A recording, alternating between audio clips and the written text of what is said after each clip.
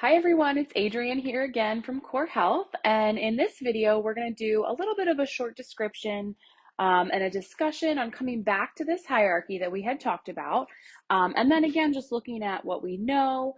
What we know is that the brain is not fully developed at birth. We know we have to move through this trajectory of development, and we know that the brain has to kind of open up like a flower. So we know that as we open up, as like a flower, we gain different tools in order to process our world.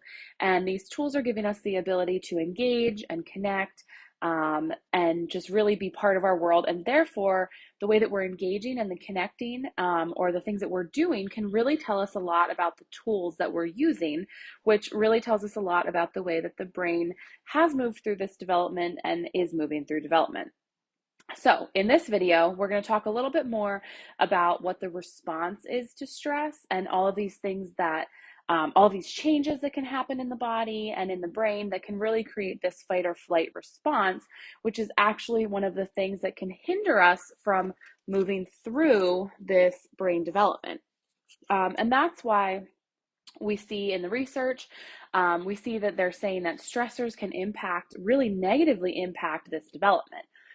So today, what we want to talk about is we're going to talk about those things that can happen that can change the autonomic balance, the nervous system, and the way that the brain is receiving information, the way that the brain is processing information.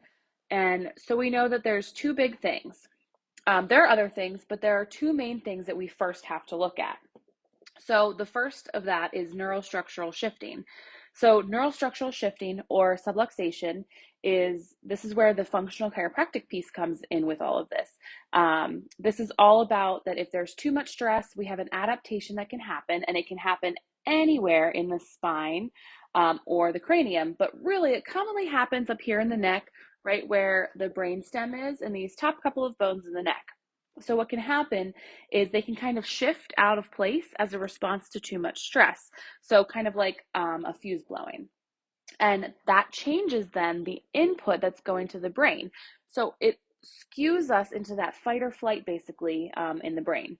So it says like, hey, we're getting chased by a tiger here. We're in stress. We're in survival mode. And it changes the way that the input is going into the brain, which can then change the way that the brain is knowing where the body is in space, how the body moves through space, what's happening outside of the body. So we already know that the brain needs input, just like a flower needs water, it needs nutrition, it needs sunlight. So the brain needs input to go through development. That input comes in the form of all of our different sensory systems. So our movement system, sight, sound, love, touch, all of that stuff is really important. And it really helps to feed the brain.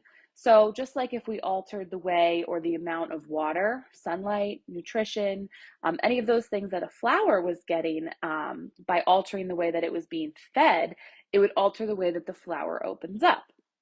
So similarly, when this response to stress happens, not only does it force us into that fight or flight scenario and cause what we call that autonomic imbalance, which can be a massive problem, and a brain in stress is not ready to grow and develop. So it's really counterproductive to this growth trajectory, this trajectory that we really need, but it also skews the input going into the brain, and it's altering the input that we need in order to develop efficiently.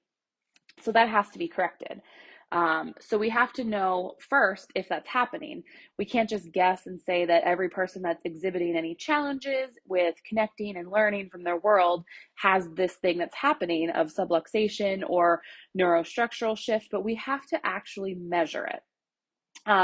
So we have to go in and do our clinical exam, and we have to look for our clinical clues to see that, in fact, is this happening in this individual? And if it is, then we have that altered input or that fight or flight response, and we know we have to correct it in order to facilitate healthy brain development or fill the gaps in the brain development that were created earlier in life. So essentially, we need to get rid of these roadblocks up here on our trajectory. So we're going to cross those off.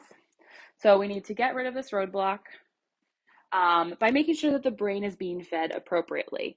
So just like you would feed a flower with sunlight, nutrition, water, and that would impact the way that the brain needs to open up. So the brain needs to be fed appropriate input, appropriate information. And a subluxation as a response to stress can alter the information, and the way that it's being sent can alter the way that we move through development and create a roadblock. So we must address that roadblock.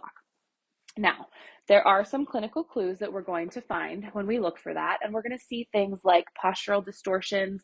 We might see things like range of motion distortions.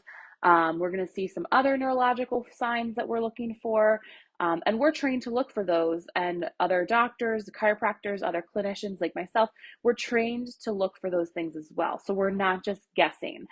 We need to look and we need to measure and we need to be clinical investigators. And really, that's what we are here to do.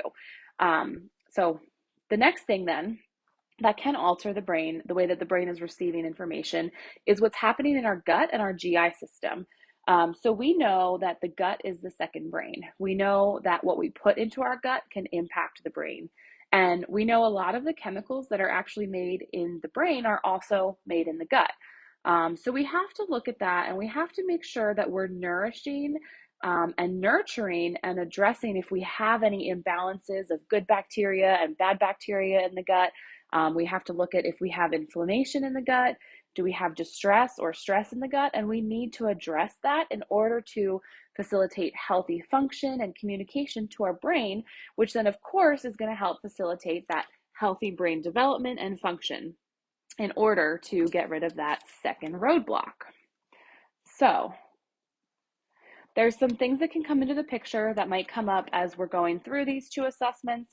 But these are the first two and the two most important things that we need to do to make sure that we don't have these roadblocks in order to facilitate a healthy development.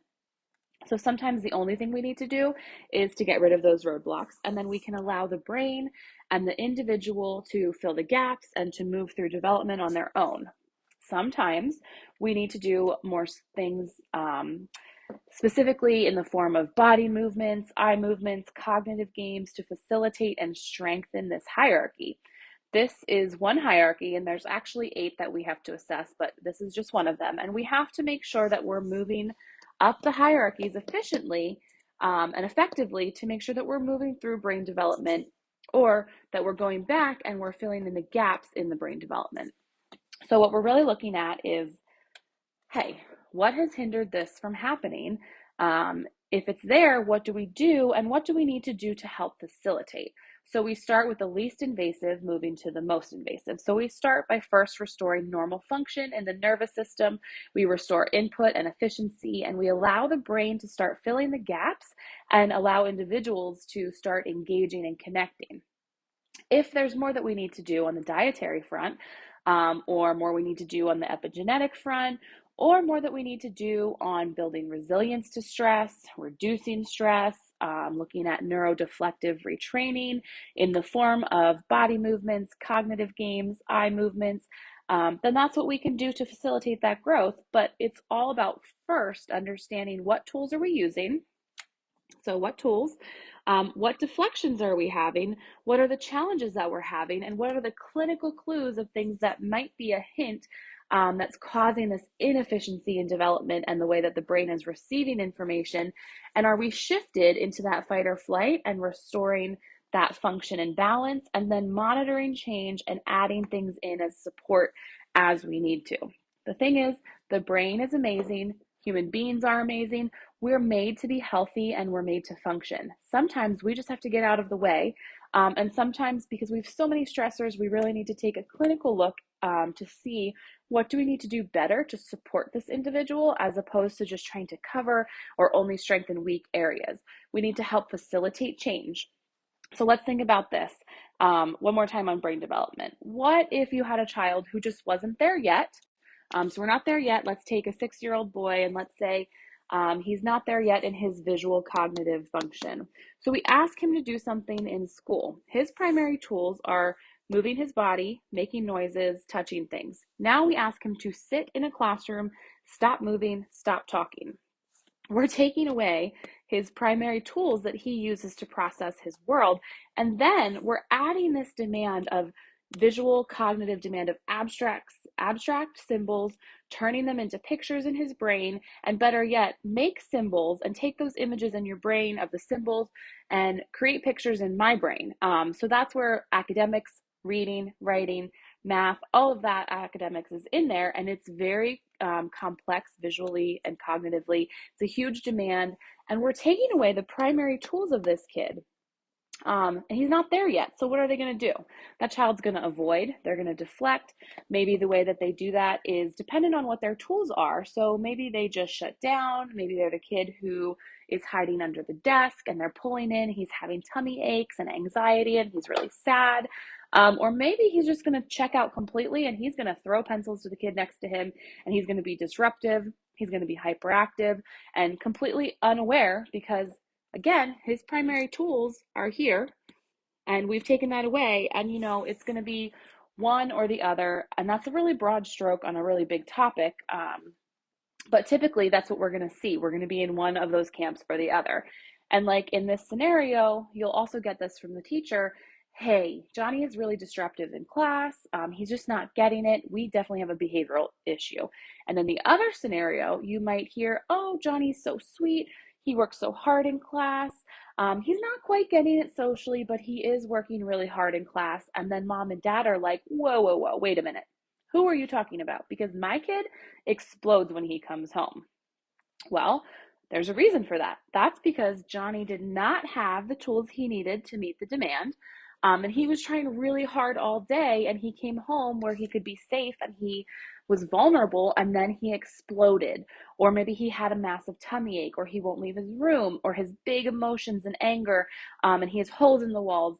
There's a reason for that behavior. There's a reason for all behavior. And it's our job to really understand that and then facilitate an improvement of expression of life, as opposed to just pegging these kids or these adults as bad or broken, because really that's just not true. So here we are. Our job is to first understand, and then we can understand where our kids are, where we are, how to connect with them. And the first step is understanding the reason for the behavior. Then we can start to do the clinical work to change and help facilitate that change.